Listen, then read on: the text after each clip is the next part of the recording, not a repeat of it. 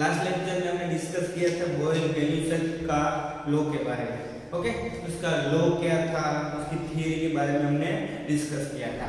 अब हमें उसके एग्जांपल के बारे में डिस्कस करने हैं। उसके बाद एवोगाड्रो वाला वो सब लॉ हमने पढ़ा था, चार्ल्स का लॉ, हेलियन का लॉ, ओके, डाल्टन का लॉ।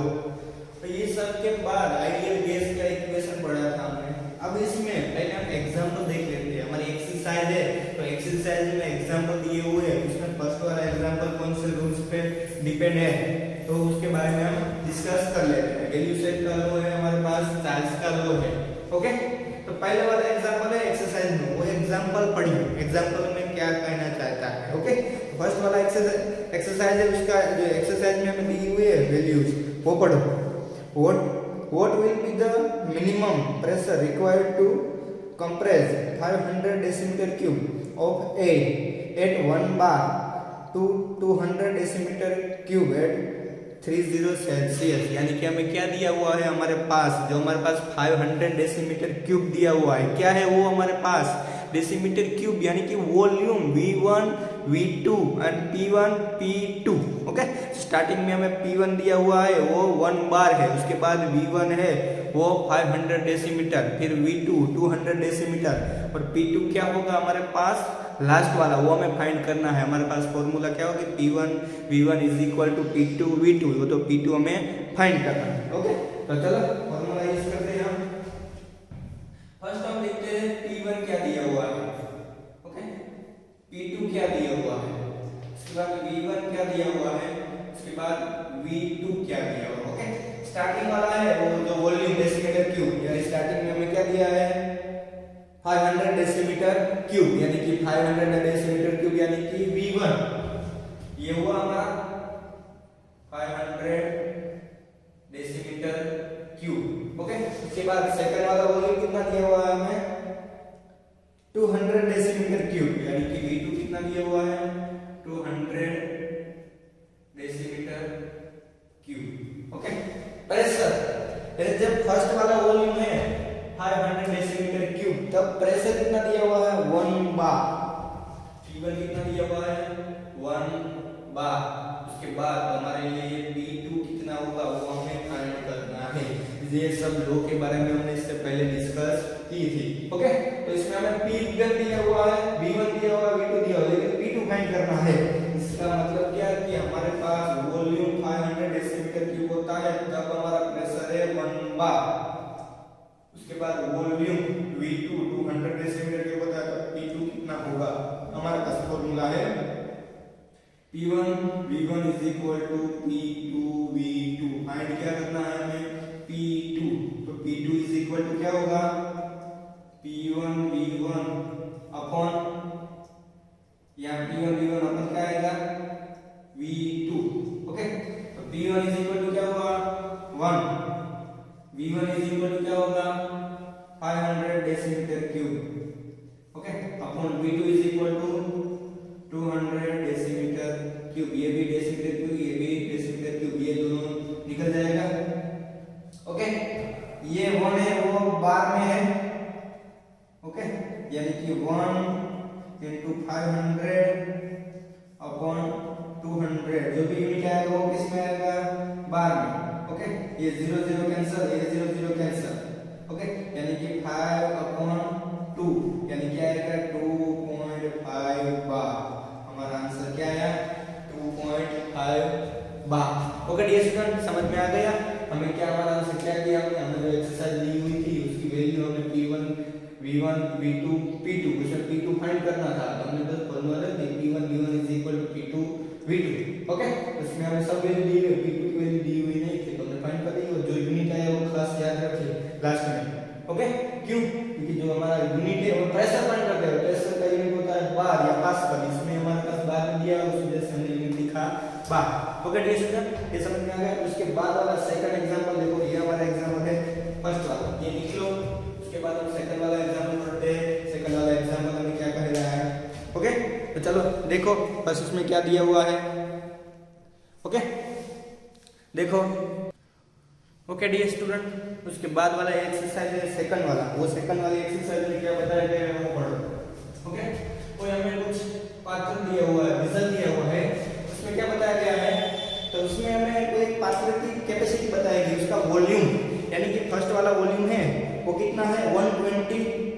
120 ml कैपेसिटी वाला है। जो हमारे पास वो हमारा पात्र दिया हुआ है उसकी कैपेसिटी कितनी है 120 ml की कैपेसिटी। तब उसका टेम्परेचर होता है 35 सेल्सियस और उसका प्रेशर होता है 1.2। यानी कि हमारे लिए क्या होगा, फर्स्ट वाला हो गया V1 T and P1। Okay, तो स्टार्टिंग में हमारे पास मिल गया V1 P1 and T1। Okay, V1 यानी कि उसकी कैपेसिटी वॉल्यूम कितना दिया हुआ है 120 ml 120 ml। ओके, तब P1 प्रेशर हमें कितना दिया हुआ है 1.2 बार। ओके, तब टेम्परेचर 35 सेल्सियस। ओके, उसके बाद उसको चेंज कर देते हैं, उसके बाद वो चेंज कर देते हैं यानी कि क्या, जो पात्र में दिया हुआ था जो गीजर उसको चेंज कर देते हैं और उसमें हम कितने ml भरते हैं उसमें, देखो क्या दिया हुआ उसका प्रेशर। अगर दूसरा वो पात्र लिया जाए 180 ml वॉल्यूम वाला, ओके, तो वो देखो क्या बताया गया, द गैस, वो गैस को ट्रांसफर करते हैं अनदर गीजर में, वो वॉल्यूम 180 ml यानी कि V2 क्या हुआ 180 ml और उसका टेम्परेचर 35 सेल्सियस। तब प्रेशर कितना होगा, यानी कि हम चेंज कर देते हैं वॉल्यूम, दूसरे गैस को ट्रांसफर करते हैं V2, तब 180 ml वाले फ्लास्क में, गीजर है फ्लास्क में। ओके, तब प्रेशर कितना होगा वो फाइंड करना है। तब टेम्परेचर कितना है T2 35 सेल्सियस। इसका मतलब ये दोनों तो कॉमन हुए, टेम्परेचर दोनों के लिए क्या हुआ सेम हुआ, दोनों के लिए सेम हुआ। इसका मतलब क्या हुआ कि हमें टेम्परेचर को याद रखने की जरूरत है नहीं, हमारे पास फॉर्मूला है ना P1 V1 P2 V2। Find क्या करना है हमें, यहाँ पे देखो ये दिया हुआ ये दिया हुआ ये दिया हुआ, ये फाइंड करना है यानी P2 को फाइंड करना है। तो P2 P1 V1 V2। P1 क्या है हमारे पास 1.2 बार, V1 क्या है हमारे पास 120 ml, V2 क्या है 180 ml। ओके, अब देखो ये 0 0 निकाल दो, ये ml को निकाल दो। ओके, अब ये 6 2 जा एंड 6 3 जा। ओके, यानी कि 1.2 into 2 upon 3। ओके, कैलकुलेट कर दो। अगर इससे पता नहीं चल रहा है ऐसे तो डायरेक्टली हमारे पास कैलसी अवेलेबल है, तो डायरेक्टली कैलसी से कर दो, यानी कि 1.2 into 2 divided 3। ओके, हमारा आंसर कितना आया हमारे पास 0.8 और यूनिट क्या आएगा बार, क्योंकि ये हमें प्रेशर फाइंड करना है। ओके, ये भी प्रेशर वाला था तो यूनिट क्या आएगा बार। ओके, ये हमने क्या किया, दोनों में फॉर्मूला सेम है, P1 V1 P2 V2, दोनों में फाइंड क्या किया पता है प्रेशर। क्यों, क्योंकि हमारे पास पहली कंडीशन में दोनों दिए हुए थे। पहली कंडीशन क्या थी, ये V1 था तब ये 1 बार था, V1 500 ml था यानी कि 500 ml, तब 1 बार प्रेशर था। अगर वो चेंज किया जाए 200 डेसिलीटर तब P2 कितना होता है, P1 P2 V2। वैसा का वैसा है, कोई एक फ्लास्क दिया हुआ था, तब उस फ्लास्क में 120 ml हमने वो जो भी सॉल्यूशन भरा हुआ था पानी या कुछ, ओके, तब प्रेशर कितना था। ओके, तो वो दूसरे फ्लास्क में उसे ट्रांसफर कर देते हैं गैस को, तब वो 180 ml हो जाता है, तो तब उसका प्रेशर कितना होगा, ये बस फॉर्मूला है। यानी कि 2 दिए हुए हैं तो तीसरा 2, ये दोनों दिए हुए हैं तो इसमें 2 में से कोई एक दिया होगा, तीसरा फोर्थ वाला फाइंड करेंगे। ओके, ये तीसरा भी था लेकिन ये दोनों सेम था, उस वजह से हमने यहाँ पे उसे कैलकुलेट में लिया नहीं, कैलकुलेशन में उसे T को लिया नहीं, टेम्परेचर को। ओके डियर स्टूडेंट, उसके बाद वाला थर्ड वाला देखो, थर्ड वाले में एक्सरसाइज पढ़ो क्या बताया है। उसके बाद वाला थर्ड वाला एक्सरसाइज पढ़ो, using the equation of state PV is equal to nRT, यानी कि PV is equal to nRT वाला इक्वेशन को हमें यूज करना है। So that given temperature and density of a gas proportional to gas pressure, यानी कि हमें किस दोनों के रिलेशन के बारे में, प्रेशर और डेंसिटी के दोनों के बीच में जो रिलेशन है उसके बारे में डिस्कस करना है। ओके ओके डियर स्टूडेंट, यानी कि P एंड D लेकिन कौन सा इक्वेशन यूज करना है? इक्वेशन यानी कि Pv nRT वाला आइडियल गैस वाला इक्वेशन को यूज करो, उसमें से हमें रिलेशन P और T डेंसिटी के बारे में डिस्कस करना है। ओके, इन दोनों के बीच का रिलेशन क्या है? ओके, तो पहले देखो हमारे पास इक्वेशन आइडियल गैस का क्या है? Pv nRT। ओके, ये कौन सा है? Ideal gas equation. ओके,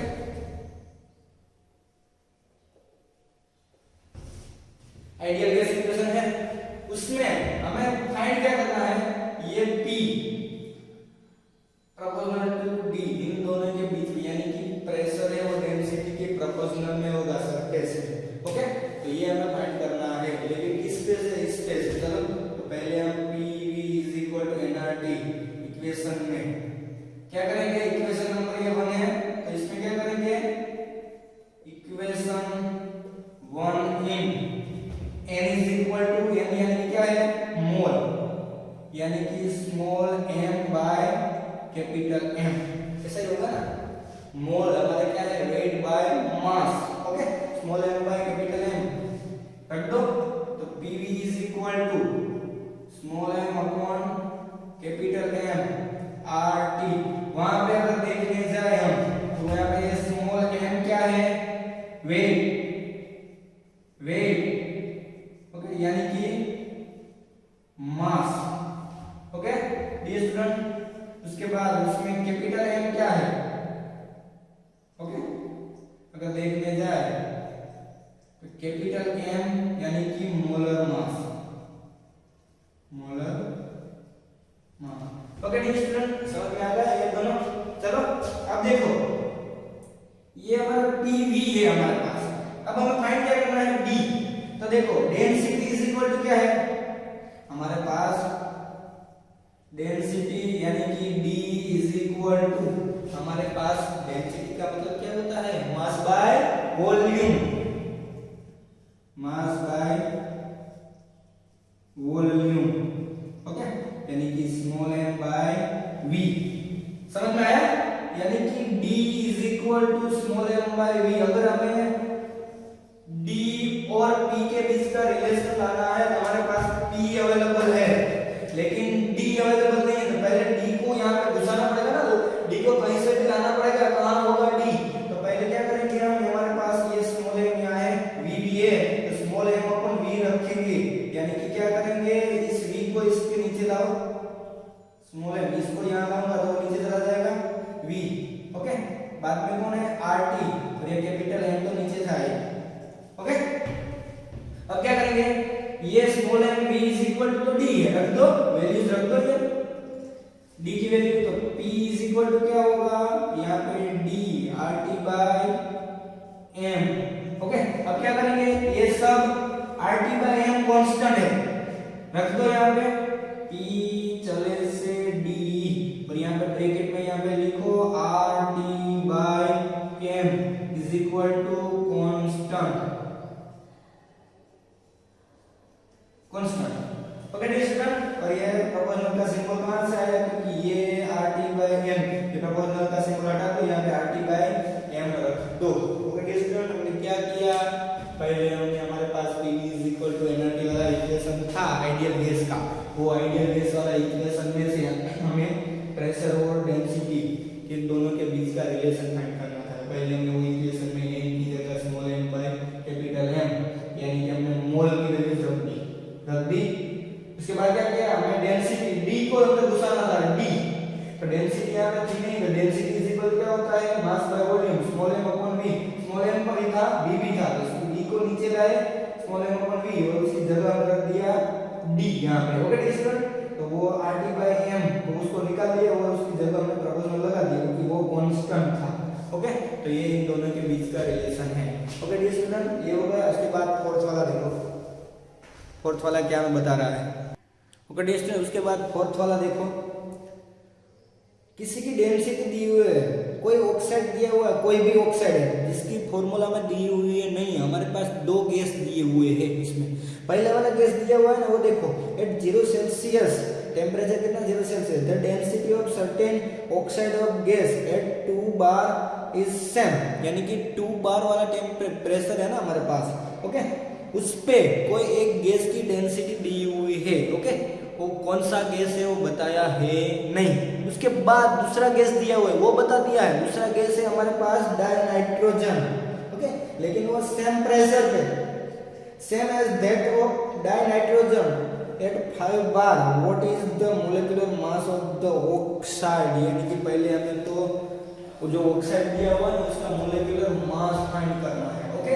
पहले तो डेंसिटी बताया, तो डेंसिटी का हमें जो रिलेशनशिप है उसकी फॉर्मूला पता होनी चाहिए, ये फॉर्मूला, ओके, ये याद रखो, डायरेक्टली ये formula D is equal to क्या होगा, ये M इज इक्वल टू क्या होगा, तो वो हमें फाइंड करना पड़ेगा। तो पहले तो हमें दोनों की डेंसिटी के बारे में फाइंड करना है, ओके डियर स्टूडेंट। तो पहले क्या करेंगे, पहले हमारे पास इक्वेशन कौन सा है, PV is equal to nRT, okay, इसमें क्या करेंगे, PV इज इक्वल टू यहाँ पे small m upon capital M RT, okay, फिर क्या करेंगे, ये स्मॉल m इसको V को नीचे लाएंगे, small m upon V into RT by M, okay, ये density D RT by M, यहाँ पे PV, ओके।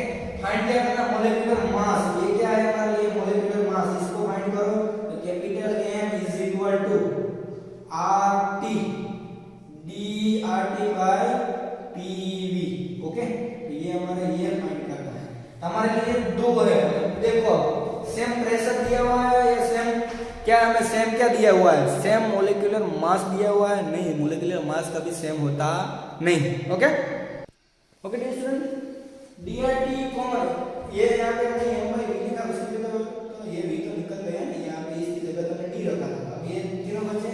अब देखो इसमें से हमें पता है 0 सेल्सियस टेम्परेचर, ये R दोनों के लिए सेम होगा, जो ऑक्साइड हमें दिया हुआ है, दो दिया हुआ है, ऑक्साइड दिया हुआ और दूसरा N2 दिया हुआ, दो गैस है, उन दोनों के लिए हम कंपेयर करें, उन दोनों के लिए दोनों की डेंसिटी सेम है, D1 D2, ओके, दोनों के लिए R यानी कि गैस कांस्टेंट की वैल्यू सेम होगी, दोनों के लिए टेंपरेचर 0 सेल्सियस दिया हुआ है, T1 T2, इसका मतलब DRT क्या होगा, कांस्टेंट, ओके, यानी कि हमें आएगा M और P को इस तरह लाओ, MP is equal to DRT और ये constant is equal to K, okay. तो हमारे पास ऑक्साइड और N2 दोनों है, ओके, ऑक्साइड और N2 दोनों है हमारे पास। तो हम क्या करेंगे, अब ऑक्साइड के लिए क्या करेंगे, M1 बोल देते हैं और N2 के लिए 2 बोल देते हैं, ओके, यानी कि M1P1 is equal to K, okay, ये कांस्टेंट हुआ। दूसरे के लिए यानी इसके लिए M2P2 is equal to K, okay, ये दोनों के लिए तो सेम है, इसका मतलब K लिखा मैंने, ओके। इसको इक्वेशन नंबर 1 बोल दो, इसको इक्वेशन नंबर 2 बोल दो। इक्वेशन 1 या इक्वेशन 2 को कंपेयर करो, equation 1 and equation 2 comparing, okay, तो हमें आंसर आएगा क्या आएगा, M1P1 is equal to M2P2। अब देखो फर्स्ट वाला ऑक्साइड है, यानी कि इसका मोलिकुलर मास फाइंड करना है, यानी कि M1 फाइंड करना है, तो M1 is equal to M2P2 upon P1, okay dear student. अब देखो अब इसमें क्या होगा, M2 यानी कि क्या दिया हुआ है आपका एक्सरसाइज में, देखो M2 यानी कि दूसरा गैस दिया हुआ है डाइनाइट्रोजन दिया हुआ है, यानी कि ये डाइनाइट्रोजन यानी कि N2 का मोलर मास, N का कितना होता है, 1 का 14, तो 2 का N2 का होगा कितना होगा, N का 14, तो N2 का होगा 28, इसका मतलब है 28 ये हुआ M2P2। उसका प्रेशर कितना दिया हुआ है, देखो प्रेशर 5 बार दिया हुआ है ना, इसका 5 बार, इसका 2 बार, ओके। चलो कैलकुलेट करो,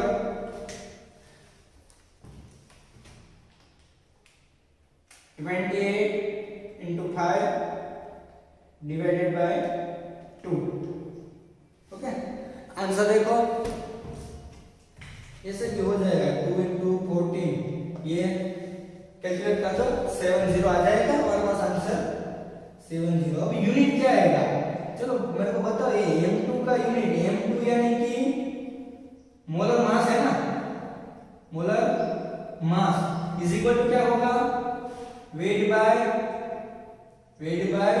क्या होगा आणविक हमारे पास एटॉमिक नंबर वाला atomic mass weight by mass atomic mass यानी कि ग्राम पर मोल ओके ये हमारा यूनिट होगा तो ये इसका यूनिट रहेगा ग्राम पर मोल ये बार बार कैंसिल हो गया 70 ग्राम पर मोल ओके ओके देखिए हमने क्या किया इसमें फर्स्ट PV = वाला हमने लिखा इक्वेशन उसमें PV = स्मॉल m पहले क्या किया है m की जगह हम रख दी मोल की वैल्यू m/m/कैपिटल M फिर हमने क्या किया डेंसिटी को फाइंड करने के लिए स्मॉल m/v यानी कि डेंसिटी हुई d रख दिया ओके अब देखो दोनों के लिए r t और m कॉमन है सॉरी ये m को यहां निकाल दिया पहले फिर नीचे लाए हम p को ओके p नीचे लाए फिर हमारे पास ये drt कॉमन है p और m फाइंड करना अब हमारा फर्स्ट वाला गैस है वो ऑक्साइड है कौन सा गैस है वो बताया नहीं लेकिन सेकंड वाला गैस है वो N2 nitrogen gas die nitrogen gas है वो बता दिया तो इसका मोलर मास हमको पता होगा 28 फर्स्ट वाला ऑक्साइड है कौन सा है वो बताया नहीं वो हमें फाइंड करना था कौन सा है उस वजह से हमने क्या किया Pm यहां पे देखा drt कौन सा था Mp = drt ये सब के लिए दोनों के लिए कांस्टेंट है ओके यदि m1 p1 = constant m2 p2 = constant यानी कि m1 p1 = m2 p2 यहां पे रख दिया m1 p1 = m2 p2 m1 हमें ऑक्साइड नहीं पता वो फाइंड किया m2 हमें पता था 28 p2 p1 दिया हमारा कैलकुलेट कर दिया ओके ऐसे हम अपने एग्जांपल करते हैं उसके बाद वाला एग्जांपल थर्ड वाला ये फोर्थ वाला था ना उसके बाद आइडियल गैस दिया हुआ फिफ्थ वाला okay pressure of 1 gram of an ideal gas at 27 Celsius is found to be a 2 bar when 2 gram another ideal gas B is introduced in the same class वो एक class लिया हुआ है okay वो एक class लिया है उसमें आइडियल गैस भरा हुआ है यानी फर्स्ट उसने क्या किया क्लास में 1 गैस उसने ऐड किया कोई एक क्लास लिया उसमें कोई एक गैस ऐड किया तब का प्रेशर तब का वॉल्यूम तब का प्रेशर था 1 बार उसके बाद उसमें थोड़ी देर के बाद उसने दूसरा गैस ऐड किया तब उसका प्रेशर हुआ 3 बार ओके तब उसका मतलब क्या हुआ यानी कि सेकंड वाला गैस उसमें ऐड किया तब उसका प्रेशर थोड़ा इंक्रीज हुआ कितना इंक्रीज हुआ तो 1 में से यानी कि फर्स्ट वाला गैस हमारे पास था ये फर्स्ट वाले गैस की थी यानी कि ये गैस नंबर 1 ये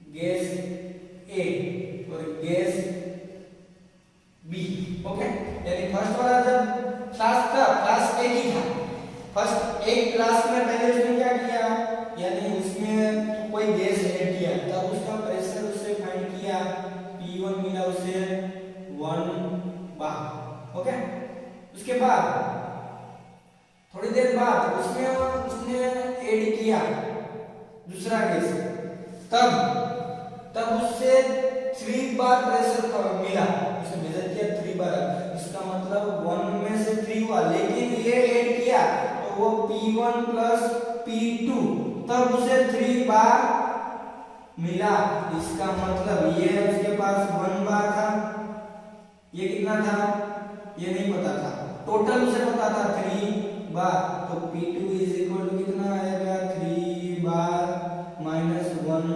बार इज इक्वल टू 2 बार ओके तो ये इसका P2 क्या होगा 2 बार याद रखे 3 बार दिया हुआ है लेकिन 3 बार नहीं 3 बार टोटल दिया हुआ है फर्स्ट गैस को क्लास में ऐड किया उसके बाद थोड़ी देर बाद उसमें दूसरा ऐड किया तब 3 बार मिला उससे पहले 1 बार था तो 2 इंक्रीज हुआ ना 2 बार इसका मतलब सेकंड वाले का कितना हुआ 2 यानी कि 2 बार ओके अब देखो इसमें क्या दिया हुआ है फर्स्ट वाले में देखो जब स्टार्टिंग में उसके पास प्रेशर था स्टार्टिंग में, तब वो गैस, तो हमें बताया क्या है, इन दोनों के जो मोलिकुलर मास है, इन दोनों के बीच का जो रिलेशन है वो हमें फाइंड करना है। Find the relationship between their molecular mass, यानी कि चलो फर्स्ट वाले का मोलिकुलर मास हम फाइंड करते हैं, तो इसका पता नहीं है, इसे m1 बोल देते हैं, इसका ma बोल देते हैं, इसको mb बोल देते हैं। इन दोनों के बीच का रिलेशन हमें फाइंड करना है। ओके, तो देखिए इन दोनों के बीच के लिए हमें रिलेशन फाइंड करने के लिए देखो हमें दोनों का वेट दिया हुआ है। फर्स्ट वाले का वेट है यानी कि WA ये 1 ग्राम, WB यानी कि इसका वेट भी दिया हुआ है ना, देखो कितना दिया हुआ है 2 gram. Okay, another ideal gas. Okay, तब प्रेशर भी दिया हुआ था यानी कि ये 2 ग्राम। ओके, अब Ma और Mb की दोनों के बीच का रिलेशन हमें फाइंड करना है। अब देखो इसके लिए R, इसका T, और अब कौन सा बाकी रह गया कि हमारे पास आइडियल गैस यानी कि PV nRT। R और T ये दोनों कॉमन होंगे दोनों के लिए, R और T, और हमारे पास V भी वॉल्यूम हमारे पास है नहीं है ना, तो वो भी सेम ही रहेगा। ओके, तो पहले हम क्या करेंगे, पहले हम मोल को फाइंड कर लेंगे, दोनों के मोल के बारे में। ओके, तो पहले मोल यानी कि हमारे पास क्या होगा N1 इज इक्वल टू क्या होगा small m1 upon capital M। ये Na और Nb बोल दे तो अच्छा रहेगा ना। Okay, M2 by M2। Okay, तो स्मॉल ये Na is equal to weight क्या है ये 1 ग्राम, उसका मोलिकुलर मास हमें पता है नहीं यानी कि Ma। इसका मोलिकुलर मास के बारे में बात करें तो इसका वेट है 2 ग्राम, इसका मोलिकुलर मास हमें पता है नहीं, वो क्या है Mb। ओके, टोटल मोल कितने होंगे, total mole is equal to क्या हो गए N1 प्लस N2। N1 क्या है ये रहा यानी कि Na प्लस Nb। ओके, ये 1 upon Ma plus 2 upon Mb, ये खास याद रखें। ओके, ये हो गया, ये वहां रह गया इक्वेशन नंबर 1 दे दीजिए, इक्वेशन नंबर 1। अब देखो फर्स्ट वाले के लिए हम किसके बात करते हैं, गैस A के लिए। ओके, गैस A के लिए क्या होगा PV is equal to nRT, ideal gas वाला सॉल्यूशन। ओके, अब प्रेशर यानी कि हम क्या करेंगे उसको PA। ओके, यहाँ पे हमारे पास N V हमारे पास दिया हुआ है VA upon nART। Okay, PA upon NA is equal to RT by VA। Okay, VA यानी कि दोनों के लिए हमारे पास कॉमन ही है। ओके, अब देखो ये दोनों के लिए सेम है, इसका मतलब इसको हम V रहने देते हैं, V रहने दो। ओके, ये हुआ nRT, ये PA, अब इसको Na को याद रख दो, ये RT बाय V, ये इक्वेशन नंबर 2। अगर PB के लिए लिखने जाए तो क्या आएगा NB RT by V, equation number 3।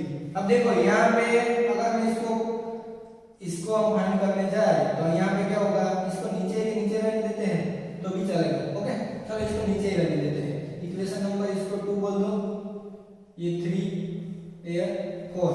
अब देखो PB upon NB is equal to RT by V, equation number 5। अब देखो RT by V is equal to PA upon NA और RT by V is equal to PB upon NB। इसका मतलब क्या होगा, equation number 2 and 5 को compare करने से हमें मिलेगा PA upon NA is equal to PB upon NB। अब वैल्यू रख दो, PA हमारे पास है, PA यानी ये होगा ना 1 बार। ओके, NA मैंने यहाँ पे फाइंड किया था ना 1 अपॉन MA यानी कि 1 upon MA is equal to PB यानी कि 2 फिर एनबी यहाँ पे 2 gram upon MB, 2 gram upon MB. अब देखो हमें कैंसिल क्या करना है, ये एम है ना, ये नीचे की साइड है तो वो अपर साइड चला जाएगा एम ए, ये 1 1 तो कैंसिल है, ये 2 2 cancel, M B upper side चला जाएगा। इसका मतलब क्या हुआ, पता चला क्या है हमारे पास, M A is equal to M. Okay, ये अगर ऐसे नहीं करना है तो हम डायरेक्टली यहाँ पे क्या करेंगे पता है, इक्वेशन 2 और 3 के दोनों को हम डिवाइड करेंगे, यानी कि डिवाइड किसको करेंगे, इसको 2 को इक्वेशन 2 को इक्वेशन 5 से डिवाइडेड कर दो, यानी कि इसको पी ए अपन क्या है एन ए, इसको डिवाइड करेंगे इससे P B upon N B. Okay, फिर क्या होगा, ये तो R T V upon R T V, तो वो निकल जाएगा ना, ये पूरा आर टी वी निकल गया। अब ये क्या होगा, यहाँ पे साइड में लिखता हूं, ये एन बी से कंपेयर में पी ए एन बी, ये एन है इसके साथ नीचे आ जाएगा N A upon P B. अब वैल्यूज रख दो, पी ए क्या है, ये 1 बार है, ये 1 बार। ओके, एन बी 2 बार है, सॉरी एन बी नहीं, एन बी यहाँ 2 बार 2 ग्राम अपॉन एम बी, यानी 2 ग्राम अपॉन एम बी। नीचे क्या है, एन ए क्या है, एन ए यानी कि 1 बार, 1 बार। ओके, पीबी कहां पे है, ये पीबी वाला हुआ ना, तो ये वहां पे हमारे पास आएगा, उससे उल्टा लिखना पड़ेगा। ओके, तो 1/2 बार, तो वो अपर साइड चला जाएगा, यानी कि हमारे पास आएगा 4 आंसर आ जाएगा 4। यहाँ पे देखो, अब यहाँ पर सबकी वैल्यू रख दी, तो इसका मतलब क्या हुआ, हमारे पास M A is equal to 4 M B. Okay dear student, समझ में आ गया, ये रहा हमारा एग्जांपल नंबर 5 वाला। इसके बाद 6 वाला एग्जांपल देखो क्या बताया है। ओके, 6 वाला एग्जांपल है ना, वो आपके लिए होमवर्क में आएगा, आपको अपनी तरफ से करना पड़ेगा। उसमें बताया क्या है वो वर्ड देखो, कोई हमें वो ड्राई क्लीनिंग करने वाला है, यानी कि drain cleaner. Dry nets contain small beds aluminium which react with caustic soda and produced dihydrogen. What the volume dihydrogen at 20 Celsius and 1 bar will be released when 0.15 gram aluminium react। तो हमें first उसमें क्या बताया गया है, तो उसमें देखो स्टार्टिंग में हमें क्या दिया हुआ, हमारे टेक्स्ट बुक में हमें इक्वेशन पहले लिखना पड़ेगा, 2 एल्यूमिनियम प्लस NaOH के साथ रिएक्शन करने से हमें क्या मिलेगा, H2O। उसके बाद उसका कंसंट्रेशन करने से हमें 2NaLOH मिलेगा। ओके, तो पहले अपनी तरफ से ट्राई कीजिए, नहीं होता तो मैं नेक्स्ट लेक्चर में करूंगा। इससे पहले वेकेशन में हमने बहुत ही जलसा किया हुआ है, तो हमें पहले हमारी फॉर्मूला सब याद कर लो, गैल्यूसेट कर लो, चार्ल्स कर लो, एवोगैड्रो कर लो, बॉयल कर लो, आइडियल गैस का इक्वेशन, आइडियल गैस में जो कांस्टेंट आता है गैस कांस्टेंट, तो गैस कांस्टेंट की जो हमारे पास वैल्यूज दी हुई है उसका यूनिट के बारे में डिस्कस करो, उसका यूनिट कहां से कैसे आया वो याद रखो, क्योंकि उसके यूनिट पे से पता चलेगा कौन सा यूनिट कहां यूज करना है। ओके स्टूडेंट, उसके बाद हमारा डाल्टन की थियरी थी P1 V1 P2 V2 sorry हमारे पास डाल्टन यानी कि प्रेशर वाला। ओके, P1 V1 वाला है ना वो नहीं, लेकिन हमारे पास P1 plus P2 plus P3 यानी कि अगर कोई भी 3 गैस हमें दिए हुए हैं। ओके, 3 गैस यानी कि कोई एक गैस है, gas number 1, gas number 2, gas number 3, इन तीनों गैस को मैं कोई फ्लास्क में या कोई बीकर में तीनों को 1 प्लस 2 प्लस 3 को ऐड कर दूं तो इनका टोटल